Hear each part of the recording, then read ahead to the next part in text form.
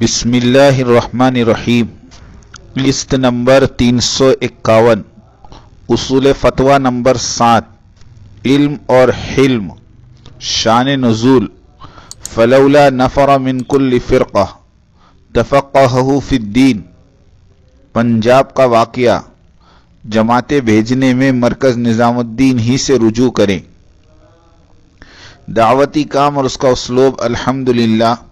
الحمدللہ وحدہ والصلاة والسلام علی من لا نبی بعدہ، اما بعد۔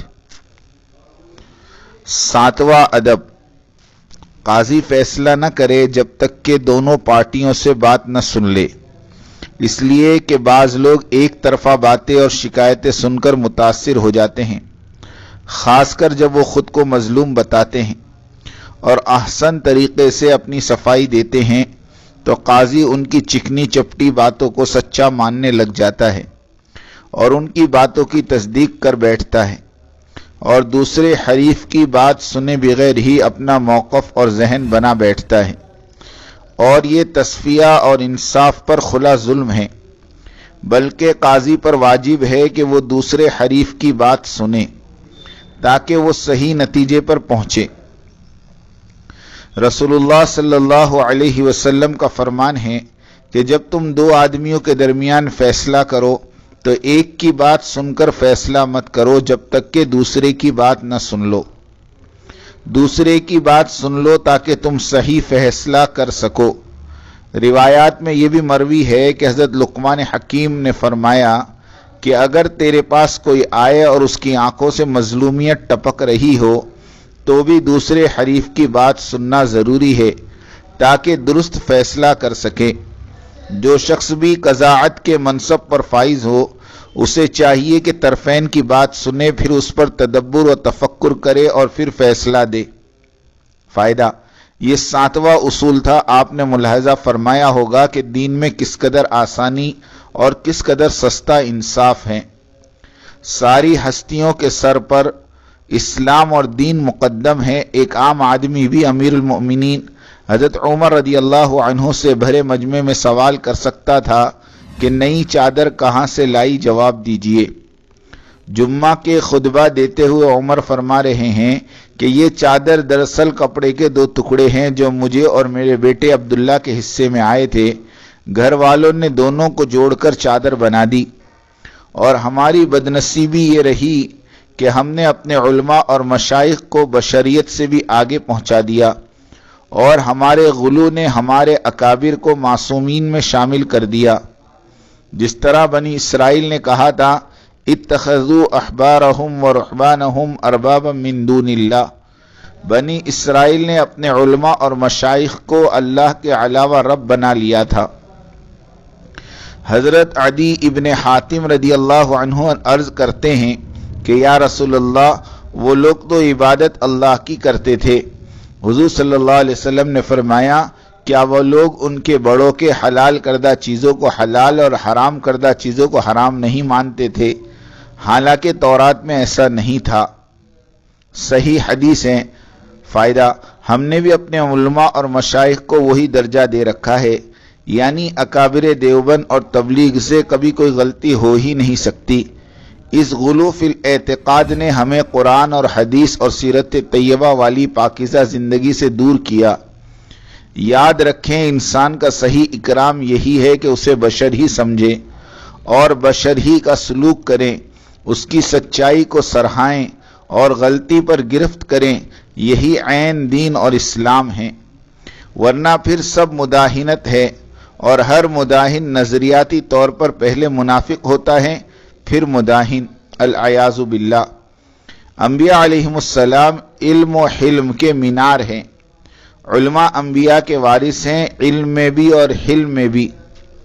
جس طرح مدارس سے علمی ورثہ ہاتھ لگا، اسی طرح دعوتی کام میں لگ کر حلم یعنی برداشت کا ورثہ بھی حاصل کیا جائے۔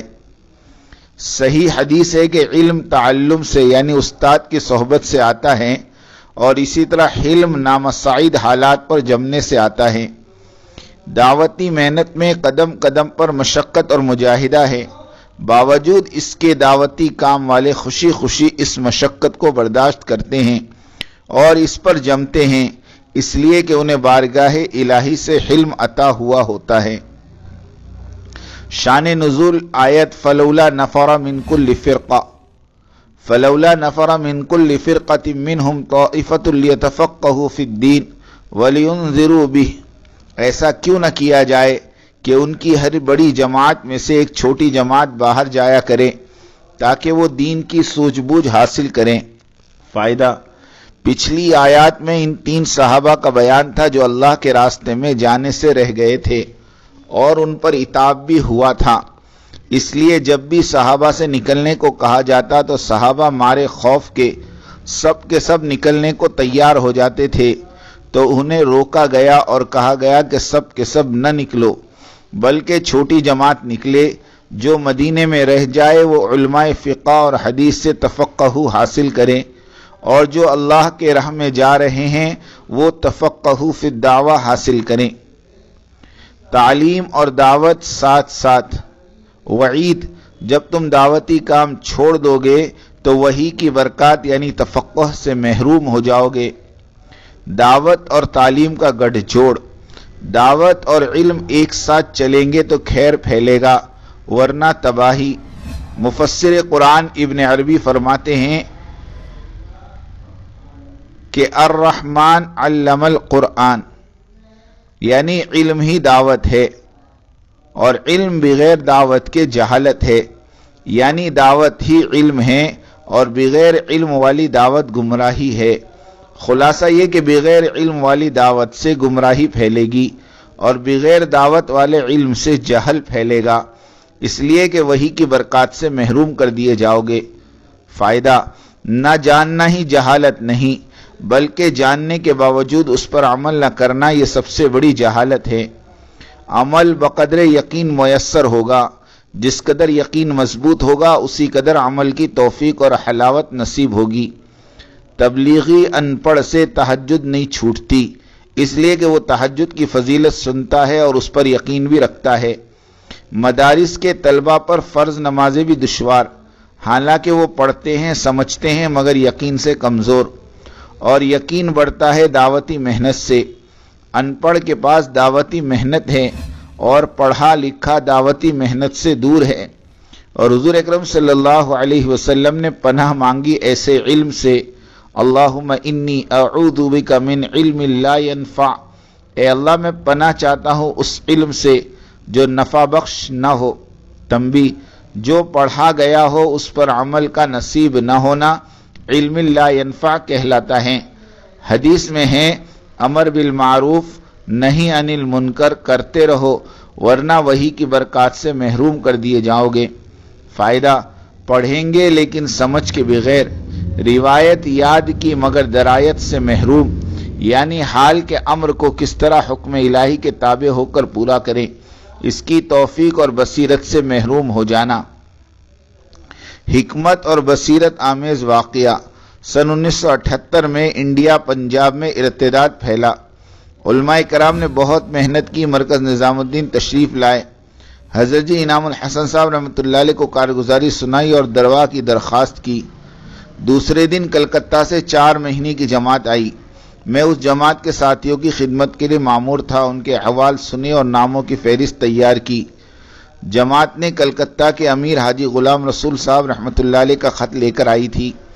خط میں لکھا تھا کہ یہ سب ساتھی چند دن قبل ہی اپنی غنڈہ گردی سے توبہ کر کے 4 ماہ کے لیے نکلے ہیں، انہیں کلمہ بھی نہیں آتا، ان کا امیر بھی انہی کی طرح ہے اور یہ ان کا سردار تھا۔ مجھے آج تک اس امیر کا نام یاد ہے، عبد المطلب نام تھا۔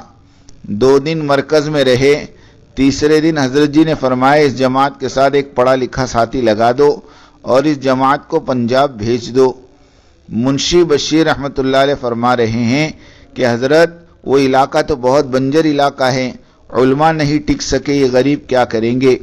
حضرت نے فرمایا اس جماعت کو بھیجو اور اس جماعت کا امیر بھی وہی رہے، یعنی عبد المطلب۔ جماعت گئی، 2 ہفتے بعد ایک بس بھر کر پنجاب سے لوگ آئے جو مرتد ہو گئے تھے، انہوں نے پھر سے اسلام قبول کیا۔ مہینے بعد عبد المطلب بھائی جماعت لے کر واپس آئے اور کارگزاری سنائی کہ علاقے کے سرداروں نے کہا کہ ہم مسلمان نہیں رہے، تم واپس جاؤ۔ ہمیں دعوت اسلام نہ دو۔ ہم نے مشورہ کیا اور سرداروں سے کہا کہ ہماری ایک بات آپ سن لینا، پھر ہم چلے جائیں گے۔ تیسرے دن سردار جمع ہوئے۔ امیر عبد المطلب بھائی نے تبلیغی 6 باتیں بیان کی اور آخر میں کہا کہ اسلام تو آپ لوگوں نے چھوڑ دیا، مگر ختنے کا کیا کرو گے؟ یہ تو اصل مسلمانی ہیں۔ سردار سوچ میں بیٹھ گئے اور کہا کہ ہم کو تھوڑا موقع دو، ہم دوبارہ تم کو بلائیں گے۔ سرداروں نے دوبارہ بلایا اور اعلان کیا کہ ہم سے بھول ہو گئی تھی، ہم پھر اسلام قبول کرتے ہیں۔ یہ ہے انبیاء والی محنت کی برکات کہ ایسی جماعت کہ جسے خود کلمہ نہیں آتا سیکھنے نکلے ہیں، مگر نہج نبوت والی محنت سے 80 دیہاتوں کو ارتداد سے نکال کر اسلام کی آغوش میں لے آئے۔ سبحان عز و جل۔ اب کیا تھا، ہر 2-3 دن میں بس بھر کر آتی تھی مرکز نظام الدین کو۔ تقریباً 80 دیہات جو مرتد ہو چکے تھے وہ اسلام میں لوٹ آئے۔ حضرت جی نے امیر کی زبان سے کارگزاری سنی، بہت خوش ہوئے اور فرمایا کہ بھائی کرتے اللہ ہی ہیں مگر بندوں کو واسطہ بناتے ہیں۔ اب یہ حکمت اور سلیقہ کہاں سے ملا؟